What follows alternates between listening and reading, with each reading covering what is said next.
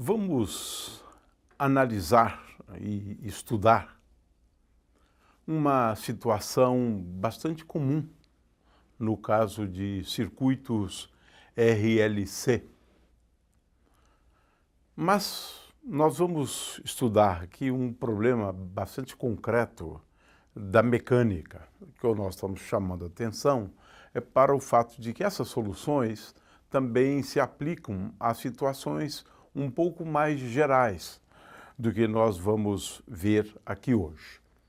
A situação física que poderíamos considerar emblemática nesse estudo das oscilações ou dos osciladores harmônicos forçados é esta aqui. É uma situação bem típica. Eu tenho um oscilador constituído por um sistema massa M e uma mola. E vamos considerar agora a situação na qual ele está imerso num fluido. O mais comum é esse mesmo, o ar, né? Mas aqui, só para chamar a atenção, digamos que esse fluido seja o óleo, pode ser a água também, né? Ora, nós sabemos que a mola exerce uma força de natureza elástica e essa força nós escrevemos F igual a menos Kx. É uma força elástica com uma constante elástica K. Nós estamos considerando o eixo X a partir da posição de equilíbrio, ou seja, a origem do nosso referencial está situado na posição de equilíbrio. Além dessa força dita elástica, se ele está imerso num fluido, este fluido também exerce uma outra força, uma força que vai levar a oscilações amortecidas. Esta força nós escrevemos como menos B vezes V. É uma força que é proporcional à velocidade e ela age sempre no sentido contrário ao do movimento. Por isso escrevemos F igual a menos BV.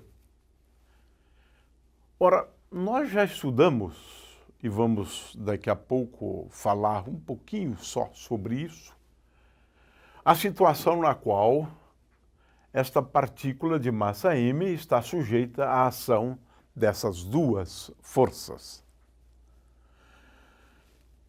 Em geral, nós dizemos que nós estamos estudando, nesse caso, oscilações livres, mas é uma palavra que, de fato, a rigor, não é muito adequada, já que o corpo não está livre. Ele está sujeito à ação de forças. Por exemplo, a força elástica. Mas, mesmo assim, nós nos referimos a essa situação de oscilações livres. Hoje vamos estudar oscilações forçadas. Sim, porque agora se aplica uma força F adicional a essas duas. Essa força F, no caso mais geral possível, é uma força que depende do tempo. Eu posso dar apenas um tapinha e colocar o sistema para oscilar. Essa situação é mais fácil de descrever. A gente pode olhar esse vídeo para a gente entender esse caso.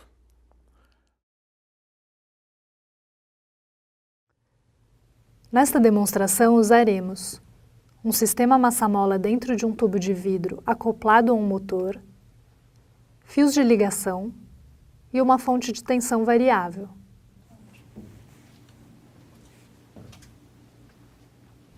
Por meio dos fios de ligação, os terminais da fonte são ligados ao motor.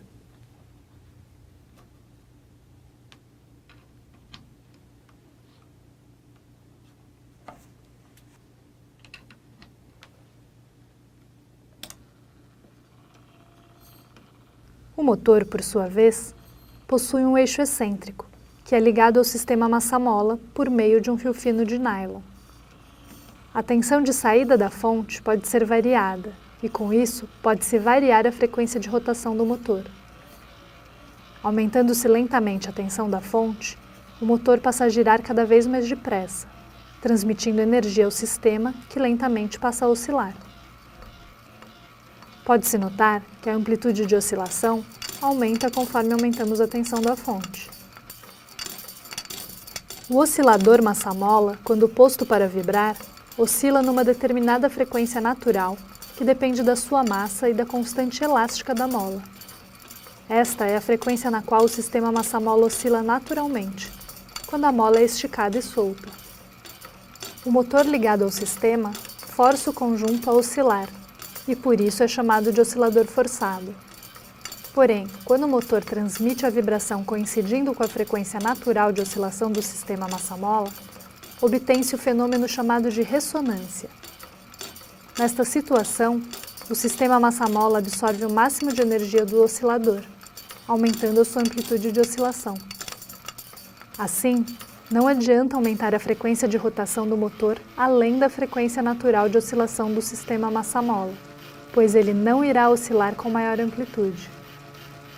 Acima desta frequência, ou abaixo dela, o sistema não absorve a máxima energia de vibração transmitida pelo motor, pois são frequências em que o sistema não oscila de forma natural e, portanto, resultam numa oscilação menor.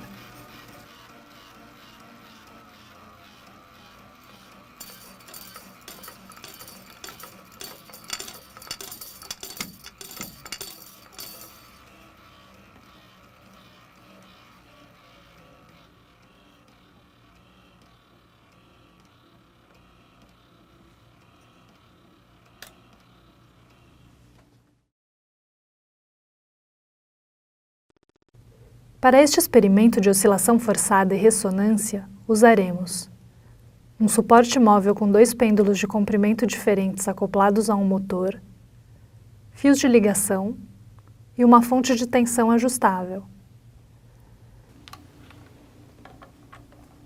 Começaremos ligando os terminais de uma fonte de tensão ajustável ao motor com eixo excêntrico. Assim, aplicaremos uma força ao sistema, fazendo com que os pêndulos oscilem.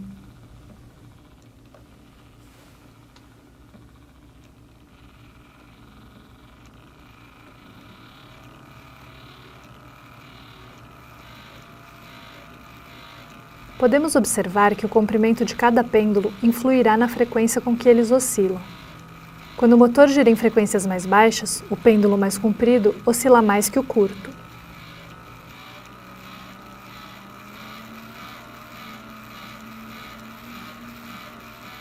Porém, aumentando-se gradualmente a rotação do motor, o pêndulo mais curto oscilará com maior amplitude.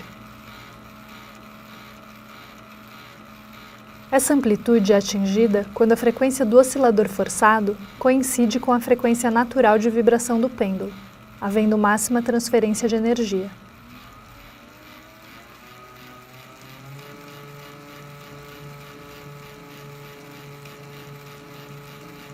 Neste experimento, ambos os pêndulos são forçados a oscilar, mas, dependendo da frequência de vibração do motor, apenas um deles oscila com máxima amplitude, por ter atingido a ressonância entre estas frequências de vibração.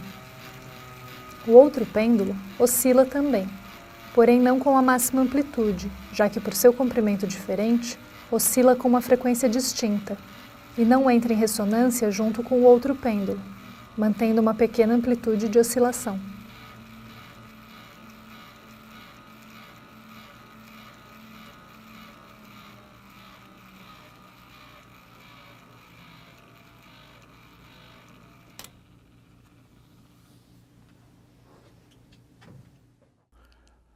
Forço o sistema a oscilar.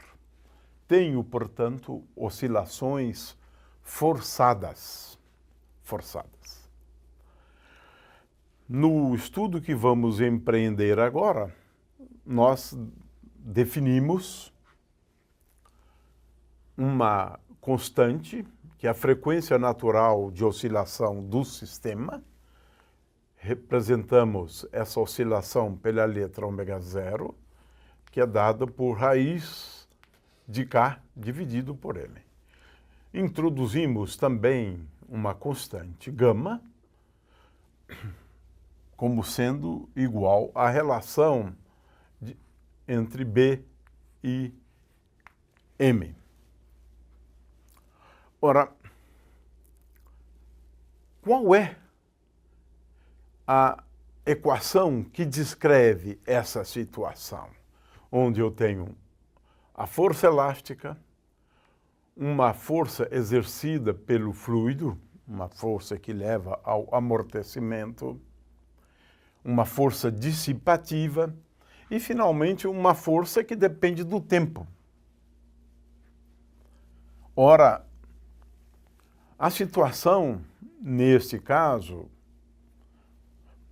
deve e é descrita pela segunda lei de Newton. M vezes d2x dt2, massa vezes aceleração, é igual à soma das forças.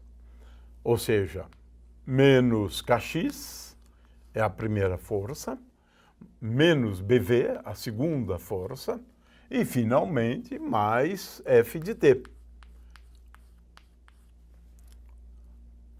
X, portanto, é a solução dessa equação e, claro, que x é função do tempo. A gente pode reescrever esta equação da seguinte forma: d2x dt2 mais γ, v é dx dt. Então, γ vezes dx dt, mais eu dividi por m, então aqui aparece k sobre m é igual a ω0 ao quadrado. Portanto, aqui eu vou colocar mais ω0 ao quadrado, x, é igual a f de t sobre m, porque eu dividi tudo por m.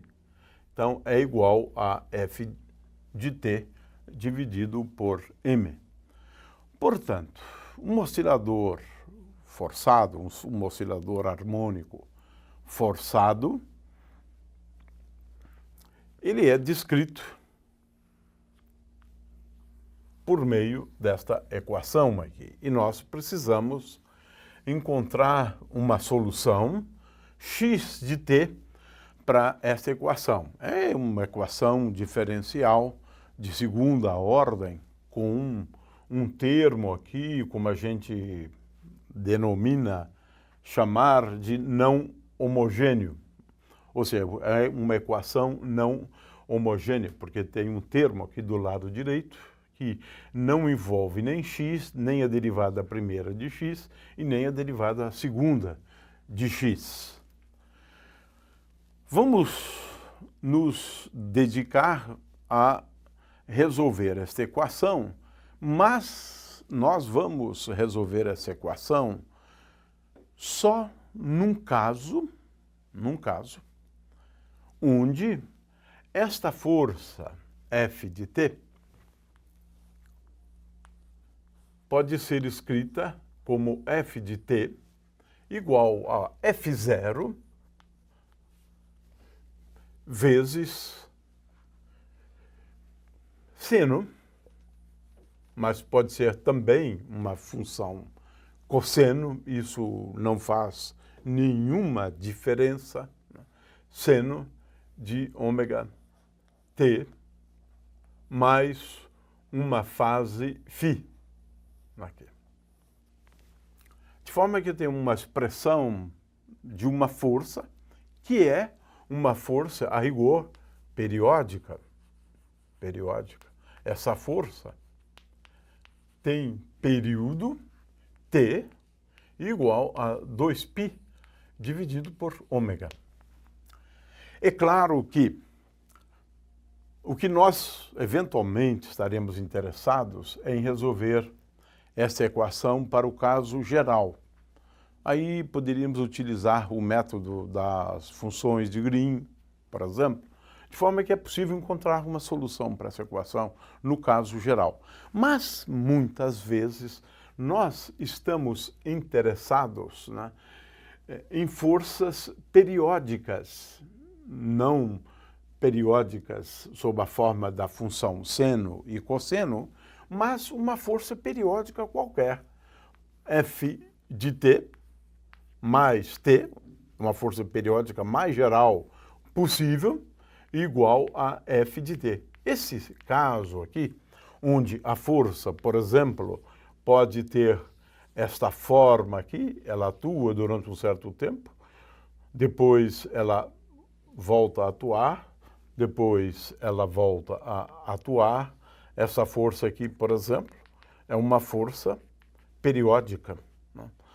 De forma que forças periódicas mais gerais do que esta podem ser resolvidas a partir da solução desse problema aqui.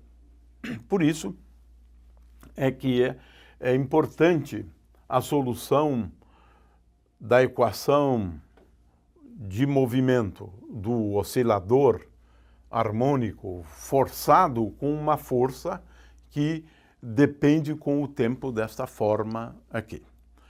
De forma que esse é o problema que a gente quer resolver com a força dada por esta expressão aqui. Então, vamos discutir a solução dessa equação.